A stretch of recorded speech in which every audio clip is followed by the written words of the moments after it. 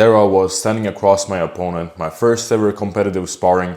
I got the headgear laced up, I got my gloves on, and I'm ready to take him on. I've had trained for years, I've had hit the heavy bag, I was so ready, and in the first 5 seconds I immediately understood how wrong I was. I couldn't feel my distance, I couldn't feel any of my shots landing, and I didn't even see what's coming. I did not feel my balance, I did not say anything, I just hear the coach saying, throw the 1-2. And back then that was my coach, so I was like, I throw the 1-2 and I see a huge counter miss me by like an inch for the whole round. Understood I don't know anything. All of that bracing and steady combos was not protecting me and the shots kept finding me anyway. Then something changed. I stopped preparing to get hit and being reactive and instead forced people to stop throwing punches, and that is what this whole video is about. The first line of defense is distance and your guard is just there to back you up. Stay with me because I'll give you the whole structure I train and a plan you can start today. A lot of people don't do boxing because of the head trauma, but surprisingly fighters take most damage in the gyms and least in the fights. And it comes from the gym because you spar 100 times more than you fight. And most gyms have zero structure for the sparring they do. Boxing carries real risk with each damage that is thrown to somebody's head, and I will never pretend otherwise. But a big share of the damage people take is optional, and optional damage is the first thing we can remove. When it comes to real life, you come to a group class, you get very tired during the warm-up,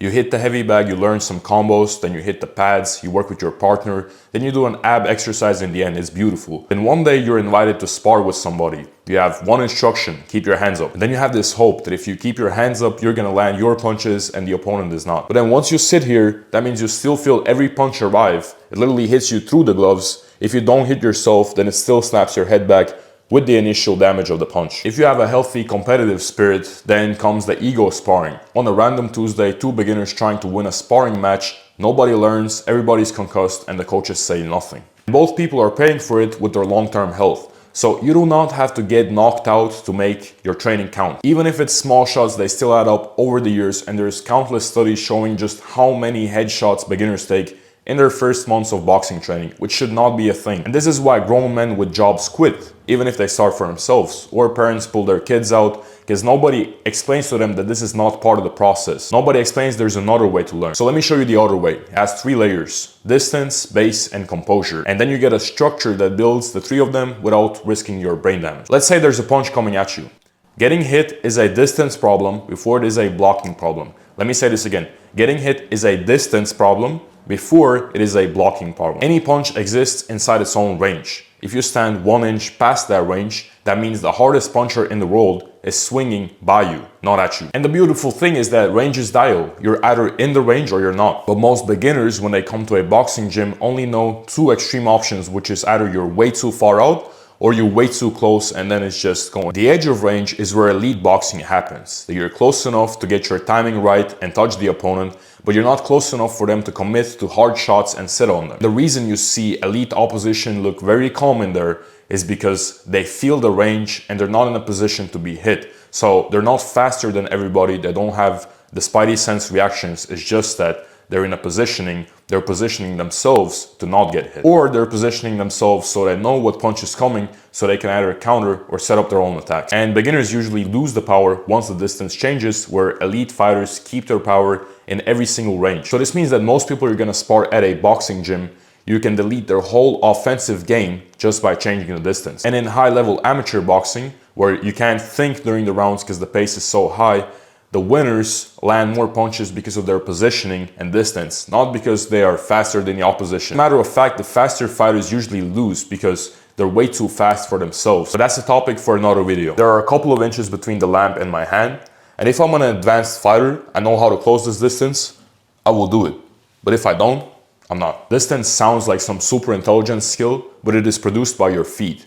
If you cannot move when you need to move, you're stuck there. The only option you'll have is to take the damage on your gloves or on your body and call that defense. Now, a working base means feet shoulder width, knees soft, weight centered, and after every step you get back into the perfect stance, not crossing your feet, not falling out of balance. And every elite fighter you see does these things without thinking.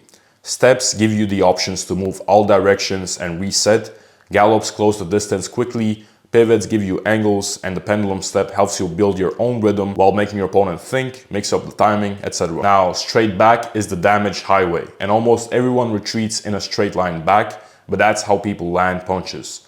Angles and intentional lateral movement is what makes punches miss. And when I started changing the way I train, just from the distance work in partner drills, I immediately started feeling a difference in competition. And as I didn't get feedback, I ended up leaving the gym to improve the opposition, to improve my skills. And after a couple of months of these footwork drills, obviously the results show up in competition, but just sparring, it was way different. Me coming in, starting to see what shots people throw and seeing the options, not feeling so amped up. And then I remember the first time I was in a flow state. I was just doing whatever. I was feeling comfortable in the ring. And after the sparring, I had people come up to me and ask like, what is the drill that you do? I could not reach you. I could not time you, right? And I just reminded them about the fundamentals, which they listen to it, and then they go back to the gym and work on the combinations. As your opposition increases, so does the physical intensity. That wasn't the case because the physical training is always very intense in boxing. What mattered was the mental part. And if you're coming in super amped up, all adrenaline up, you're putting yourself at risk to get hit and you're putting your opponent at risk to get hit. And there's no way really to measure progress from there. And when it comes to beginner sparring, if you're calm enough to see it, all the information is already there. People lower their shoulders, they do a little weight shift or plant their feet to throw. A lot of people also say they're flinching, they can't keep their eyes open. But the safety comes when your body knows that you have the exit, that you can move in each direction and you know what you're doing. When you don't have the exit, your body does not feel safe and it will just shell up because that's like an instinctive thing to do. So the layer of composure is not necessarily a part of your personality. It comes with developing the distance and the base. Now the part almost no gym thinks about. How you structure damage training means how much damage you're gonna take for the rest of your life in this sport. And getting thrown into complete sparring chaos is any gym tradition at least one time a week, and it is a very bad one. So I'm just gonna give you a quick progression that protects you. Number one, you have shadow boxing. First, you go through all the movements with no partner, with no contact, not even the bag, not even the pad. The second layer is partner drills at a low intensity. Known attacks like 1-2, known defense like defending the 1-2, testing everything out in a slow motion for multiple rounds. Third is body touch sparring. There is no head contact. Nobody's sitting down on their punches. You literally get a feel of your distance when your opponent can touch you to the body and you can touch him to the body. Matter of fact, if you watch high-level amateur boxing, this is how a lot of the fights look like. Fourth is situational sparring with rules. This is something I miss most when going around gyms, and it can be one person attacking, other person defending, or the other way around. It can be lead hand only, it can be body only. Lastly, and only lastly, is free sparring. And when it comes to full aggression, damage sparring, you only see professional boxers do that. Why? Because they already know how to defend, where they're safe, they take the needed precautions, they take the diet precautions, etc. This is like the boxing training graduation.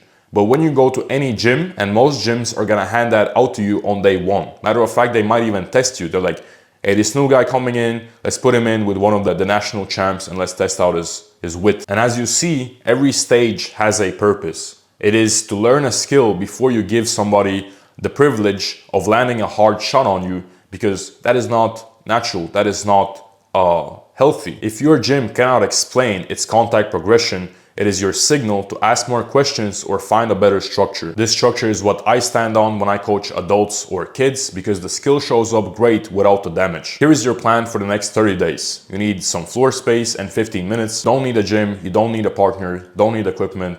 Drill 1 is steps in a square. You go forward, right, backward, and left. You can switch direction. After every single step, you land in your perfect stance. Same spacing, same balance. Drill 2, circle the opponent. Put an object in the center and step around it. So now you're not gonna be stepping squared up, you're gonna be stepping around the opponent. And this will keep you from the habit of stepping back and instead give you some angles. Drill 3 is the pendulum dial. You're gonna bounce backward and forward, pushing off your front foot to your back and off your back foot to the front, keeping a small rhythm. This way you're training the weight transfer and the range dial itself. Drill 4, the pivots, just testing out the different kind of angles you can get, stepping off the line and turning your body. Drill 5, you connect movement with defense. So you do any footwork base that we did in the past rounds, you stop, defend the punch, and then keep going in the perfect stance. Run this 15 minutes a day, 4 or 5 days a week, and film it on your phone, because you're gonna immediately catch yourself when you drop your hands, where you take lazy steps, where you mess up the movement, etc. Stick to one drill until it is clean,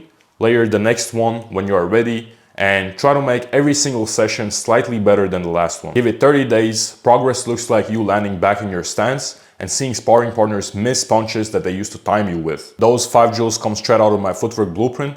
All 4 bases, 56 rounds of drills, the filming progression, the 30-day progression, everything for free. It is the first link in the description. Download it, watch it 1 week 1. You do not stop getting hit by being tougher. You do it by learning the base that lets you not be there when the punches come in. If you're new here, my name is Reiners. Keep winning.